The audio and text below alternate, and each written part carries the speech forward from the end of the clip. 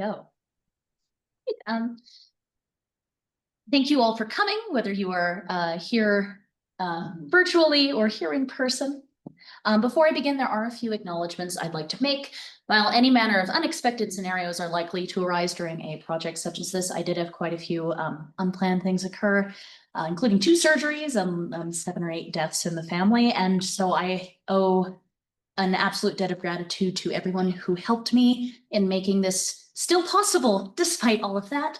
I would like to extend my thanks and appreciation, of course, to the Hart J Center at Sylvan Ranch, and in particular to Laura Armstrong, as well as to Silas Binkley.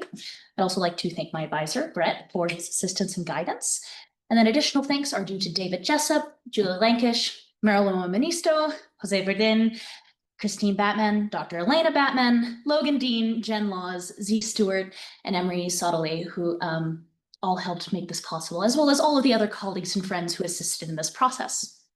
Over the course of the past few months, I worked on collecting and analyzing data relating to the Big Valley, a portion of the property owned by Sylvan Ranch.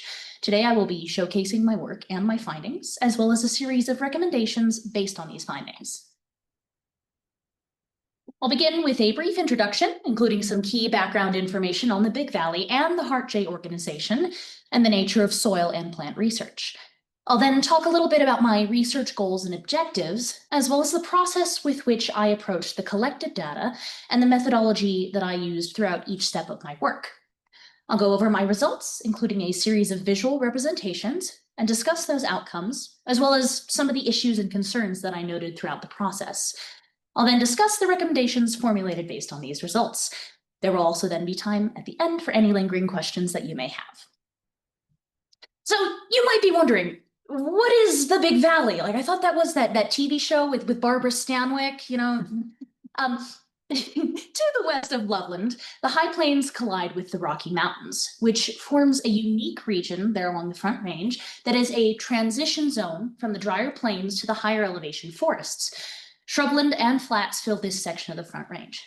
Now, if you were to follow this road and just kept going up this way, you'd end up at the Big Thompson Canyon.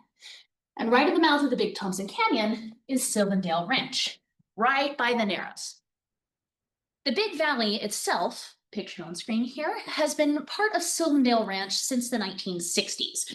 Maurice Jessup, who is the original owner of the ranch alongside his wife, Mamie Tilly Jessup, began to purchase the Big Valley land in 1963, buying different parcels until the entire area had been acquired by the ranch. Today, ownership of the Big Valley is split between Sylvan Ranch and David Jessup. Susan Jessup is the present ranch owner, and she and David Jessup are siblings. They're the children of Maurice and Tilly. There is a singular section of this land that has no known owner. We'll talk about that a little bit later, but for now, just keep that in the back of your minds. So the Hart J Center, my partner organization. The Hart J Center for Experiential Learning, or I'll also just call it Hart J throughout this presentation, is a 501c3 charitable organization. So they're a nonprofit, and they manage numerous programs and experiential opportunities at Sylvan Dale. The organization aims to promote outdoor education and experiences for individuals of all ages and backgrounds, with an emphasis on connecting with nature. They were founded in 2014 as a want to continue the legacy of the Jessup family in educating, because both Tilly and Maurice were very invested in education. So their job chiefly is to foster those educational experiences. And they run a tuition-free nature school, actually, for Northern Colorado homeschoolers, in addition to overseeing various conservation and research projects centered on the ranch lands. They also partner with various other organizations, including the Combat Recovery Foundation, which works to prevent veteran suicide, a really great organization. Now, it's only recently that Hart J has had a say over any portion of the Big Valley. As you're about to see, Sylvandale and Hart J together own a lot of land, and there's certain sections that belong to Sylvandale specifically, or Hart J. In recent years, David Jessup has leased his portion of the Big Valley land to Hart J in order to give them more space for the work that they're doing. So here you can see this is a pretty big map. We've got 3 primary kind of color coding things here. The pure red area is owned by Sylvandale, and that is not under a conservation easement. Anything that has yellow hatching is protected by conservation easement and still owned by Sylvan. And then far up here, all this green land, this is owned by Hart J, and it is currently under conservation easement. Now, this totals about 3,200 acres of land, so really massive, and it's 4 main parcels: the main ranch, the backcountry, Big T Red Ridge, and the Big Valley. The Big Valley is about 600 acres. Not all of that is arable or usable for ranching because some of it is high ridge land, but it's quite a big property. RJ used to run all of their programs at the cow camp located in their backcountry acres, but some of you might be familiar with the Alexander Mountain Fire, which happened July 29th, 2024, originally ignited. And that is literally directly right here. So it butted up right against their property, and it burned completely through the backcountry acres, and the cow camp homestead was completely lost. And so Hart J decided that they were going to pivot to using the Big Valley for hosting their meetings and classes. The organization is also expected to take over the management of the entire Big Valley within the next few years, making this a timely, if kind of unexpected, transition. So the Big Valley itself, it is a beautiful place. As I've mentioned, it is quite large, and there are a lot of different factors at play relating to the Big Valley itself. In terms of just the environment, it sits between 2 ridges, both are part of the foothills of the Rockies. And with the exception of a couple of dirt roads, some cattle fencing, and 2 pivot sprinklers that are used for hay fields, it is completely undeveloped. Now, that is part of the easement that the main section of it is under, which is that there can be no development of any form, commercial or residential. But it's mostly just used for cattle at this point, and that is the intended current continued use. And the proximity of it to the mountains, being in the foothills, you will get summer rainstorms out of nowhere. I did have this happen a couple of times while I was out doing research. It's very refreshing on a hot day, but also not great for ensuring your samples stay dry. And winter weather is definitely cold enough to necessitate the need for an underground system to make sure that they can still have water throughout the property because it gets that cold. So all those ridges are pretty rocky. Cattle aren't usually likely to get up there other than a couple of stranglers or 2, and there are a lot of rattlesnakes up there and small rodents. The Big Thompson River forms that northern border, and the valley is full of both plains and foothill species. That's part of why it's so fascinating, because it is that collision zone. You're getting species that are not usually seen together interacting, which is quite fascinating, and there's a lot of different there's like different vultures, and we've seen eagles up there, so protected species as well.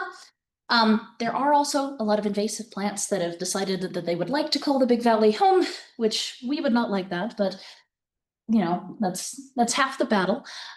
So a lot going on ecologically. Now, again, we've talked a little bit about Hart J having work with other organizations. So these organizations have a stake in the condition of the Big Valley because they would like their programs to continue. Hart J would like to build a new nature school. So there's a lot that's going on that these groups have a stake in. Sylvan, aside from ranching, depends heavily on tourism, and the Big Valley has a pretty high aesthetic value. It is quite gorgeous up there. So tourism and ranching are what makes Sylvan run. The thing is, the beef industry, especially the grass-fed beef industry these days, it's lucrative in that people want to buy grass-fed beef. It does not make a lot of money. So you cannot, or it is rare that you can sustain a business like that on grass-fed ranching alone, which is why tourism is so critical to Sylvandale and thus to the entire operation, including, the future of the Big Valley. And as mentioned, we've got wildlife. There are a couple of groups of hunters that shoot archery hunting that go on the land. There's a herd of elk, I believe, that come through every season. So there's the natural wildlife, there's the protected species. So a lot going on contextually with the Big Valley, but it's very important to remember that tourism playing a factor here, and also the visitors who want to come, they want to have a good experience, but also that is dependent on the condition of the land, the condition of whether they're actually able to build that nature school, whether things go successfully. And that's where I come in. That's my role here is. So there's kind of three major problems that we identified in looking at the Big Valley. That is number 85, the cow. She likes staring at people. So the presence of invasive species is a major problem across Colorado. You might be familiar with Colorado's noxious weed list. There are 3 different levels of that. List A is things that are new and emergent that they want people to, if you see it, target it, get rid of it. There's list B, which is like, this is pretty established here, but we still want to control, contain, and eliminate it if we can. And then list C, which is, this is very well established in this area. It's not likely we're going to eradicate it in the state, but we still want to manage it if we can. So this has been an issue for Sylvandale for years. When I first met with David Jessup, first thing he brought up was the presence of like Canadian thistle and cockleburrs. He was immediately like, oh yeah, we've got 6 or 7 of those that are a real problem on this piece of land, which is not surprising. And also this can be problematic because cattle won't necessarily eat weeds or invasives. So when you're looking at weed control issues, if cattle are avoiding those sections, they're just going to keep growing.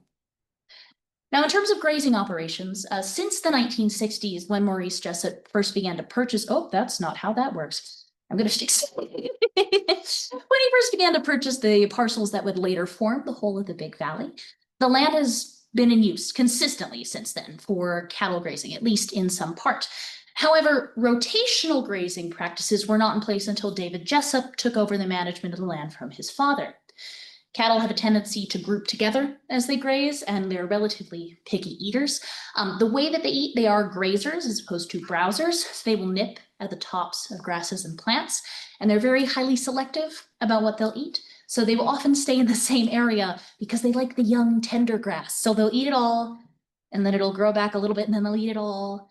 And eventually you're not getting enough ground cover, which results in overgrazing issues. The topsoil can be washed away or blown away, and the important nutrients that bind to those soil particles are lost.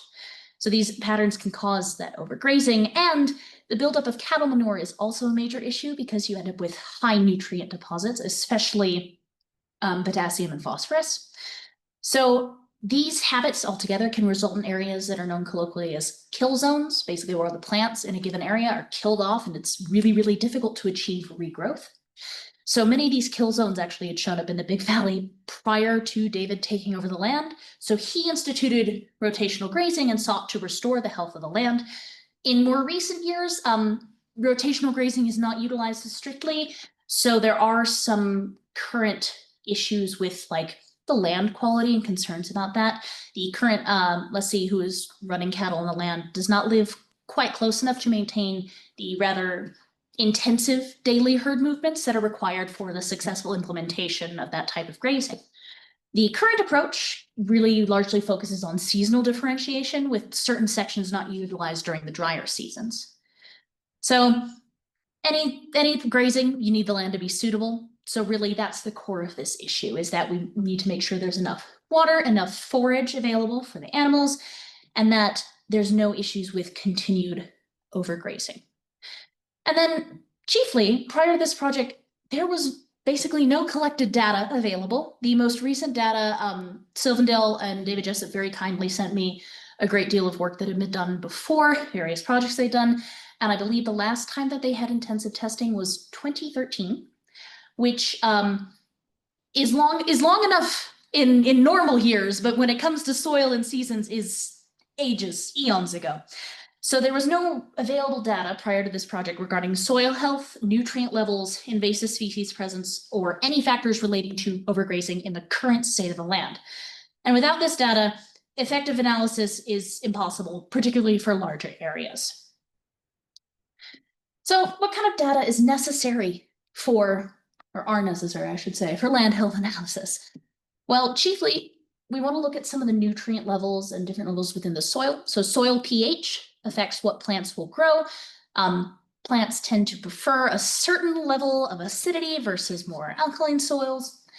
Nutrient levels are also very important, and we want to look at the available nutrients for a certain, like for what the plants will actually uptake, because there are some forms that they will not, they cannot absorb from the soil.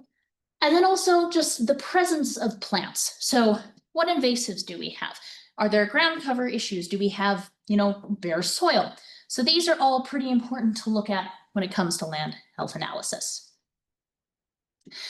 So I had 3 objectives going into this project. For the first objective, we wanted to collect and standardize the relevant soil and plant data. So they were collected and standardized for the sake of analysis. And all samples for this project, all soil samples, were taken over the course of 5 days between September 6th and September 12th of this year. There was 331 soil samples. And for the plant samples were collected September 29th, 30th, and then October 11th of this year. And that was 155 square meters of plant samples. So collected all that data, standardized that data, which leads us to objective 2, which is analyzing and interpreting that collected data. And so from that, then I was able to generate a series of maps and do, the testing that I needed to and figure out, what does this say? And finally, objective number 3, formulating a series of recommendations based on that analyzed data. So the first portion of my process was interviewing. This was not used in traditional data sense, but more to form a contextual base for the needs of HeartJ and the wants, because, we can acknowledge both wants and needs. They are both important here. So I spoke with Laura Armstrong, who is the executive director of HeartJ. I also got to speak with Silas Binkley and with David Jessup regarding all these things. And for each of these conversations, I had my relevant questions prepared. I went in and with permission recorded and took notes, and then afterwards used the recordings to ensure that my notes were accurate and my transcriptions were what I wanted them to be. The next step was soil data collection. If this looks kind of complicated, it looks more complicated than it actually is. So there are a variety of sampling methods used for soil and plant sampling, very much depending on the environment and the intended use of the samples. And several key factors go into all of that planning and designing that sampling process. It is important to identify what your trait of interest is first. And then when you're actually conducting the soil sampling, there's a couple of different methods. Grid sampling divides the land into cells, and an equal number of subcells are taken from each cell. However, grid sampling can often be biased as it does not take into account true soil variability that can occur. Zone-based sampling, however, is it's literally zone-based. You're looking at different zones of soil, which are often determined based on soil type. And that resultant data can be used to create nutrient and pH maps, which can then be used for informed field management. So my first step in all of my soil sampling for each subsite was to identify a location for that new subsample based on grid divisions and soil type. So I created a not very pretty, but very effective map, obtaining this soil chart from the USDA's Web Soil Survey, which is operated by the Natural Resources Conservation Service. So this soil chart gave me a map of the various soil types and complexes present. You might be able to see there's a couple of small numbers here and there. Each of those corresponds to a different type. And then using this in conjunction with the parcel boundaries of the Big Valley, I created a grid system and masked it over. Each grid square is 100 meters by 100 meters, which is equal in area, I should say, to 1 hectare, which is 2.47 or about 2.5 acres in area. Now, just to mention it, you might notice this little triangle portion here isn't really filled in. Nobody knows who owns it, which is rare in the American West. The county, Larimer County, has no idea who owns it. And so the general assumption that I was told by Silverdale is we don't know who owns it, but it is used for our grazing. So I proceeded with sampling, including portions of this area. It is not included within my maps, as I did not know this until later on in the process. So next steps in terms of soil collecting. Once identifying the different locations, I would then, clear away the excess brush from the surface. This is important for removing excess material. I would then insert the soil probe into the ground, the same standardized depth, that's about 6 to 8 inches. And common soil sampling recommendations suggest around 6 to 10 subsamples for a grid cell that is 1 to 4 acres in size. So I set on minimum of 6 for each one. And so that's a picture of one of the samples in my very official Home Depot bucket. Not sponsored. So once you've got your soil, you remove the probe and release the soil subsample into the bucket. You then combine all the subsamples for a given section into a larger sample and bag them so that you can then properly test them. So once I had all that soil collected, which there's one of my bags, I brought a little bit of a bag of dirt over here. Bring your props over. Are you good? Yeah, I would, yeah.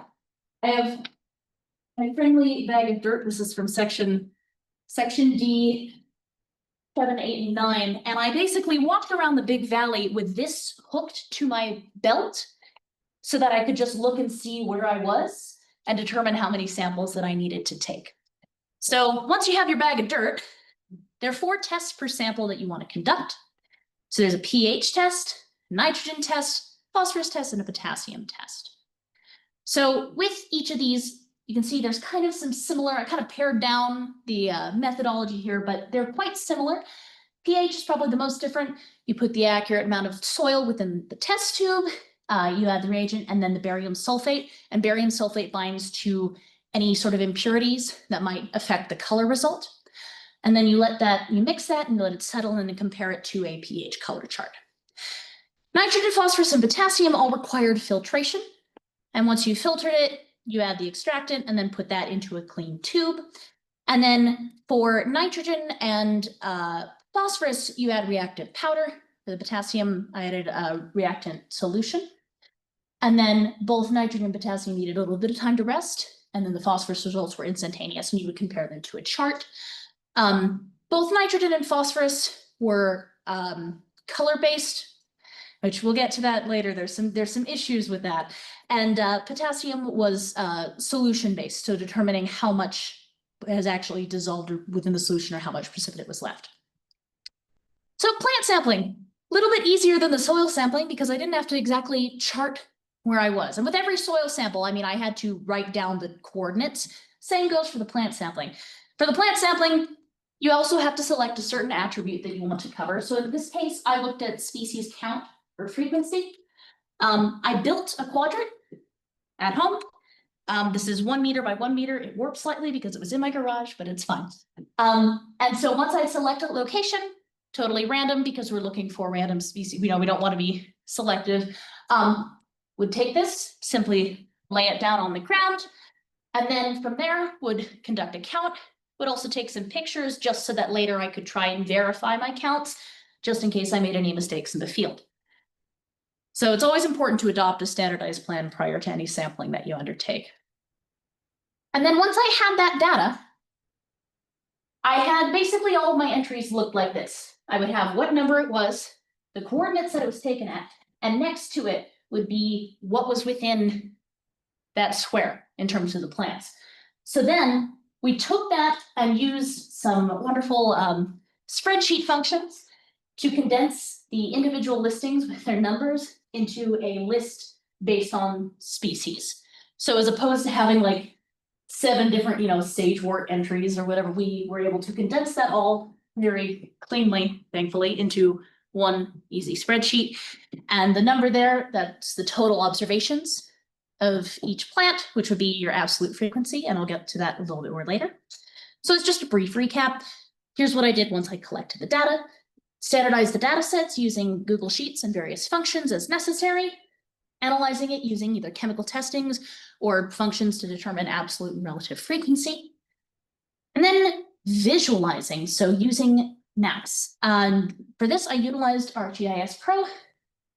So spatial analysis is pretty important when it comes to this type of mapping. I wanted to consider the property boundaries, the soil types, the distribution of samples, and the test results themselves. So all of this was visualized using ArcGIS Pro. I was able to source information from Larimer County's Land Information Locator and create these maps. And then I made sure that all the spatial references were set the same way and used the web soil survey image, imported that as a raster and geo-referenced it. And then once I had done that, I was able to create my project base map, which is what I used for all my sampling.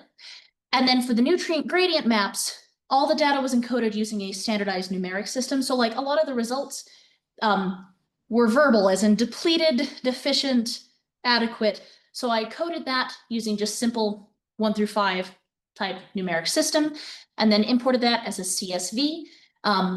and then independently turned those into points and created a shapefile out of that, and then joined it with a polygon shapefile that I made by hand to indicate the different sampling areas. And then for the final mapping, I created individualized color schemes for each thing that I was measuring. So, as mentioned, a total of 331 soil samples were taken, 155 plant samples. This first map over here indicates the parcel division of the Big Valley. So the whole of this land is owned by Sylvan, with the exception of these two parcels, which are owned by David Jessup, and those two parcels are the area that he is leasing currently to Hart J. This map over here indicates the boundaries of sampling. So each one of these little blobs is a different sort of cell, and those were based on soil type and also like property boundaries. So each one, some of them have straighter lines because it was easier to measure along the cells, but some of them are a little bit wavy. And so each one of those is a different sampling location or a sampling cell. So within each of that, there's a minimum number of subsamples dependent on the actual acreage of that space. Set 2 of maps, we have the sampling and land ownership. And so all of the brown dots on here are soil samples. All the green dots are plant samples. There is a little bit of a gap in a few places. And so the chief reason is, number one, I did not measure up to the ridges on account of the presence of rattlesnakes and my own physical disabilities. Also because cattle are not likely to sit and graze up there. It is less, while it is not less valuable for this particular project, it is a little bit less relevant. There's also this section that did not get any soil samples, and that is chiefly because the pivot sprinklers on the hayfield were still running. And on the days where I was able to get those sections, they were there, and it is not ideal to take wet soil samples. So ideally, if I'd had more time, I would be able to go back and fix that. But again, I will discuss that later in limitations. And then this is just all those dirt samples within each little boundary. So you can see how they're different samples clustered within the parcel borders. So this is our first results maps. We have the pH map over here, which is done by color coding for the different pH. The median value here was 7.5, which is slightly on the alkaline side, but not extremely. And the standard deviation was 0.6, which is quite small, which is pretty good. Nitrogen, we have quite a few inconclusive spots, which again, I will refer to later, and then a few spots that did return data showing largely lower amounts of nitrogen. And then we have our phosphorus testing and our potassium testing. Phosphorus returned these two probably both returned the most wide variety of results. We have some areas that are depleted or deficient and others that show quite a sufficient amount. And over here with potassium, same kind of story. You might notice that there are certain areas that share like surplus amounts in some of these sections, which was of interest when I went to analyze these charts. And then this is the absolute frequency chart, which I'm not going to make you read through all of it, but of all of the plant data, there were 15,105 individualized plant observations. And that's just more of them. And so 48 total species that we looked at. And then this is just the relative frequency chart, which shows the percent of the whole. Obviously, I cannot fit all 48 onto the screen, but these would be the top 9 that were present. Smooth brome was quite prolific, which you might expect. It is a grass, but buffalo grass as well. And then we did have some of those invasives, including field bindweed and Canada thistle, that showed up in those top values. So of all of the species we looked at, there were 48 total. 27 are native species, which we love to see. 15 are considered non-native, but have either naturalized or have very weak invader status. And 6 are currently on the Colorado noxious weeds list. Now, 4 of the 6 are list C, and I will clarify, Bromus japonicus is not the specific species that is listed. What is listed is cheatgrass, also called downy brome. However, locally, cheatgrass is used to refer to both Japanese brome and downy brome. So different websites like the Larimer County website includes it as part of cheatgrass. whereas the state list is not clear on that. So it is up there with warning. It is still an invasive, so, but it's debatable depending on whether you're looking at county level management or state level. The two that are list B, which is active management encouraged, would be Canada thistle and hound's tongue. And this indicates the count per square meter based on how many meters I looked at, how many square meters that I looked at, and the exact count of the species. So as you can see, bindweed, Japanese brome, and Canada thistle were pretty prolific.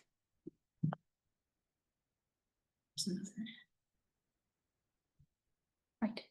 So when we're thinking about what does all this mean in terms of, is the land overgrazed? Is it not? pH values are fairly standardized across the Big Valley, which is pretty good because, you can run into issues with higher or lower pH when you have overgrazing. However, there are some areas that return results that are a little bit more alkaline than most plants prefer. Plants tend to prefer a range of 6.5 to 7 in terms of pH, and there were a few that showed up around 8 or a little bit higher.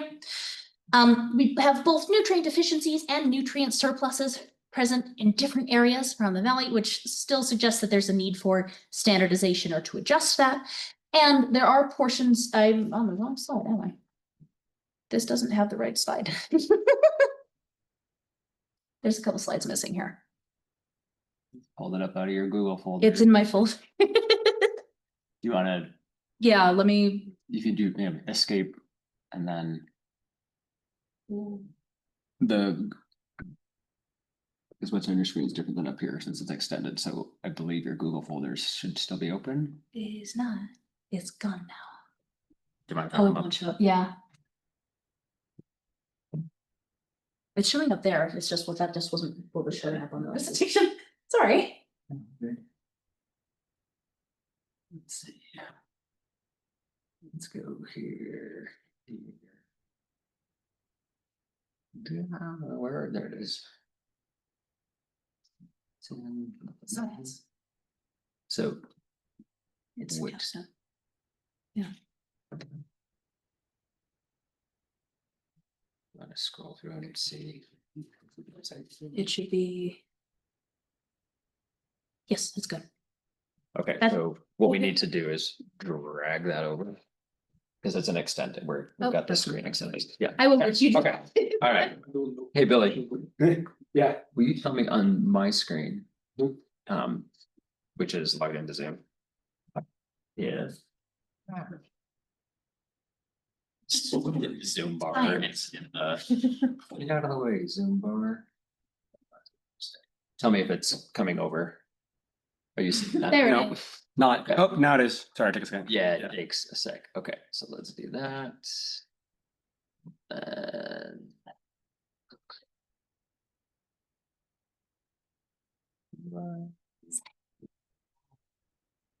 To do. Oh, it is full screen.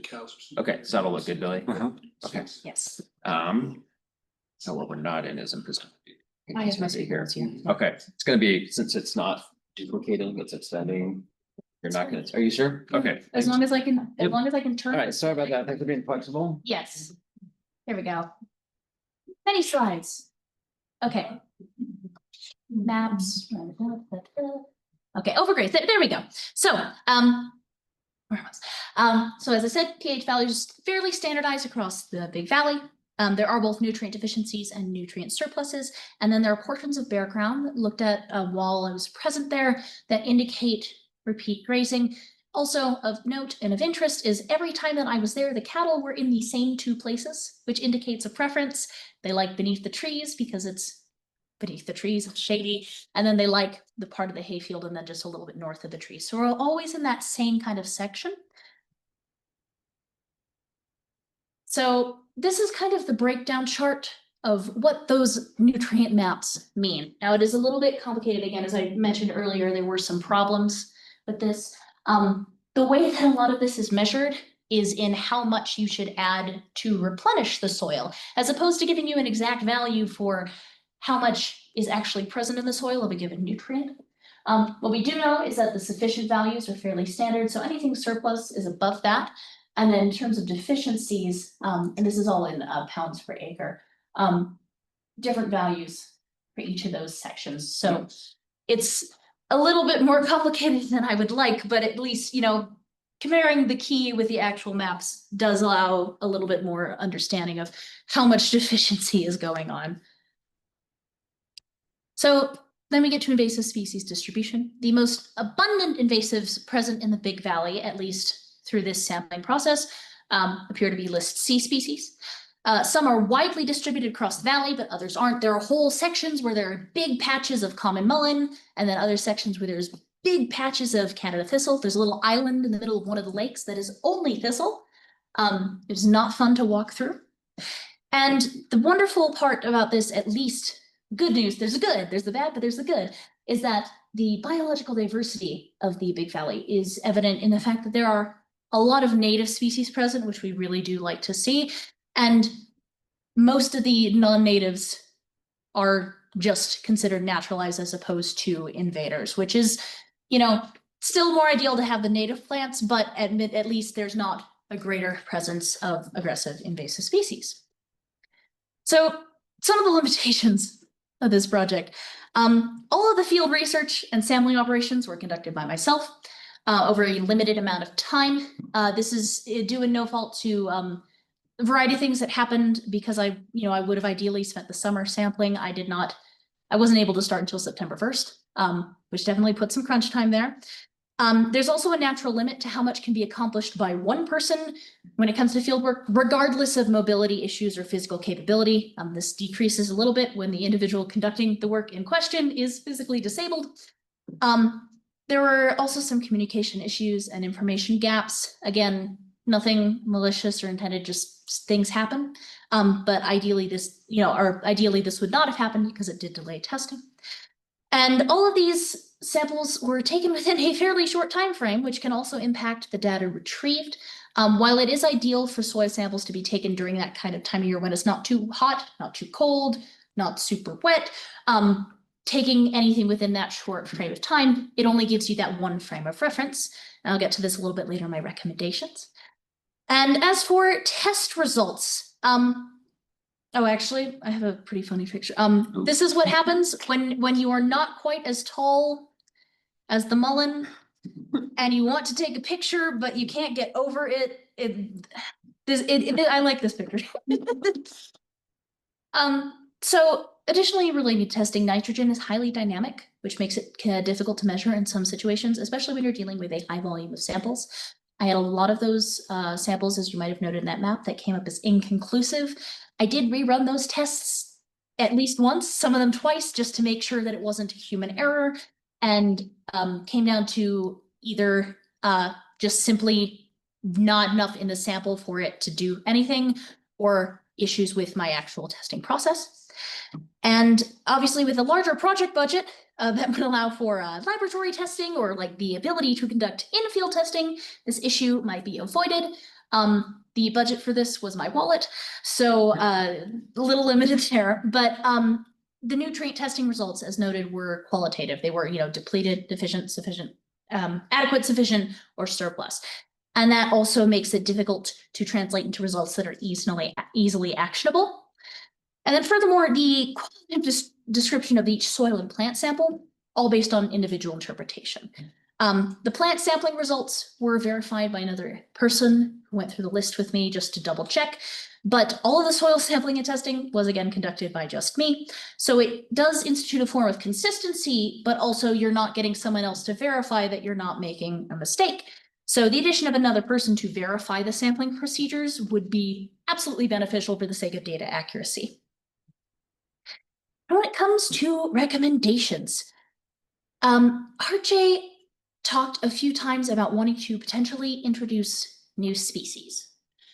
Now, I think that this is fantastic because it is a core part of rotational grazing, which I'll talk a bit in the next section, but based on the quality of the land itself, based on having patches of overgrazing, based on the nutrient state, it would be prudent to wait before introducing another species, because especially when you're considering both sheep and goats were discussed, sheep and goats both tend to overgraze, or are more likely to overgraze, I should say.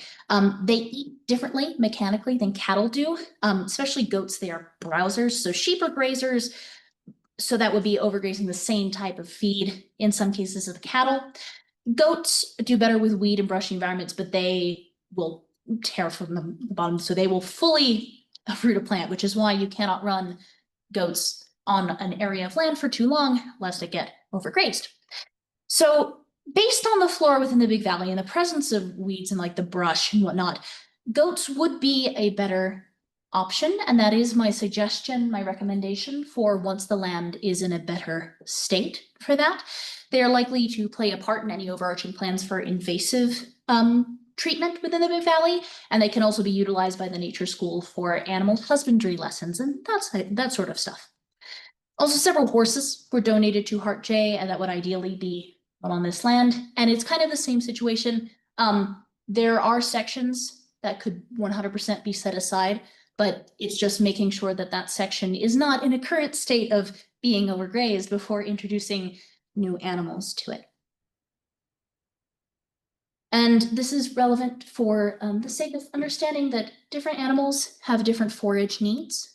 So when you are introducing new animals to a piece of land, you want to make sure that the available forage on the land is enough to support the animal, and if not, that you can supplement it through hay or other forms of feed. So it is important to pay attention to this and in this case, be aware of how much the Big Valley land can support and produce and whether or not that is going to be able to match up with these figures. And if it is too low in that regard, definitely waiting before introducing additional animals. So they also discussed potentially wanting to introduce honeybees or have an apiary, which honeybees are a domesticated species and they do compete with native bees. So therefore, I do strongly recommend that they do not do that and instead focus on encouraging the native populations. Heart J did talk about wanting to include a native species garden area, which would be fantastic for also encouraging native bee presence as opposed to and introducing a domesticated species. Now, currently, the big issue, the Big Valley does not have a strict grazing plan. Cattle are grazed across the whole of the property, and they're moved, but not with the same sort of stringency. So based on the nutrient results of this, it's fairly clear that they are staying in the same locations, which is having an impact on the land. So it is recommended that rotational grazing efforts be reinstituted under a stricter monitoring schedule. So the sections that are grazed should be divided into smaller paddocks, which is already done to a degree, just needs to be refenced. And each paddock should be grazed for 3 to 5 days only, at which point the cattle should be moved to the next section, which allows for each paddock to receive a 30 to 40 day rest, which is what it needs, not only to avoid the parasitic cycle, but to be restored flora-wise.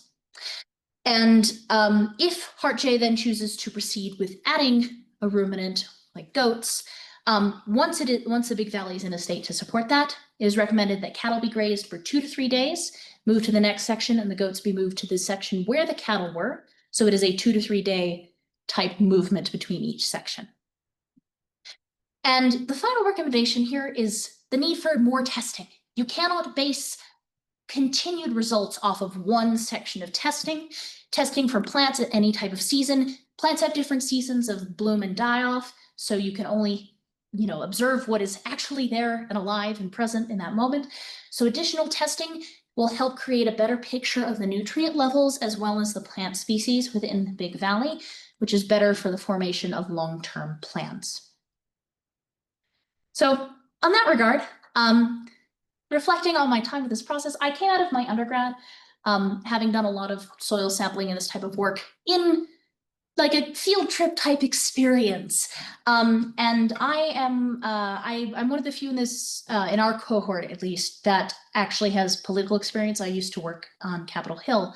So my experience primarily is in policy. So being able to actually go out in the field and apply the techniques that I'd worked on as an undergrad combined with the systems knowledge that I learned in this graduate program was highly beneficial to me and also just a wonderful experience to get to kind of flex those proverbial muscles.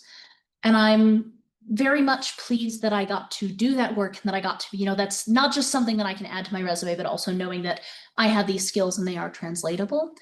So I'm very, very pleased with my growth in that regard and the fact that I was able to do that and make it happen, considering a few years ago, I probably would have told you I would not be physically capable of doing that. So in that regard, I think it was a really fantastic experience. And also just getting to be up there every day was absolutely beautiful. So really wonderful experience overall. And I have many pages of references here. There are more. But that leaves us with any questions. So I'd like to thank you all for taking the time to attend my presentation. And if you have any questions that you would like me to address, please feel free to ask them now.